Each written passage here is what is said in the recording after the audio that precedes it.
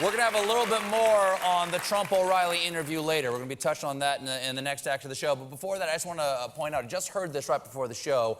Turns out earlier today, President Trump was down in Florida addressing U.S. Central Command. Surprisingly, he did not order them to nuke the judicial branch. But he did make a very bold claim about the media's coverage of terror attacks. Radical Islamic terrorists are determined to strike our homeland, as they did on 9/11, all over Europe. It's happening.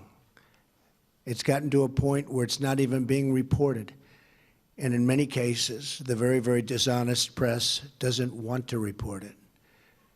They have their reasons, and you understand that. Okay.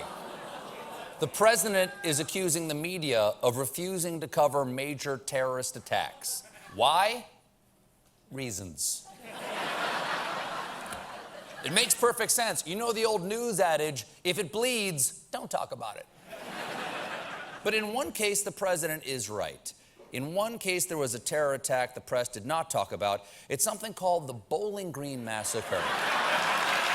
Yeah.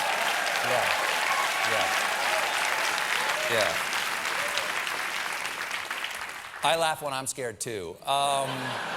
Look, this is true. I was not going to talk about this story because it happened last Thursday, and the crazy train had gone way down the track since then. And I figured this tired hobo just missed his chance to jump in the boxcar.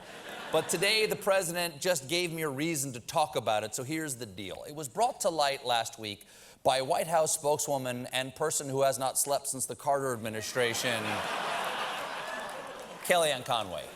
President Obama had a 6-month ban on the Iraqi refugee program after 2 Iraqis came here to this country, were radicalized, and they were the masterminds behind the Bowling Green Massacre. Most people don't know that because it didn't get covered. Yes, it didn't get covered on the flimsy excuse that there was no Bowling Green Massacre.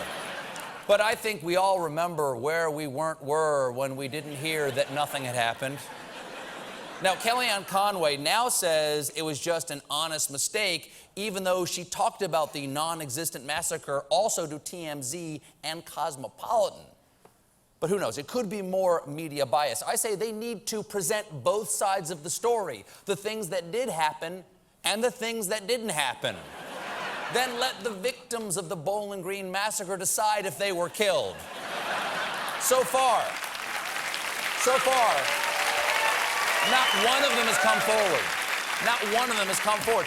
Now, I don't want to jump to any conclusions. Just because it didn't happen doesn't mean it wasn't an inside job. Think about it. If America isn't going to be attacked, who's most likely not to do it? Us.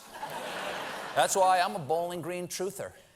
I demand that the media not release the reports they did not do on the attacks that did not occur. And I will not rest until they don't. And my sacred promise is to you, we will have more on this story as it doesn't develop.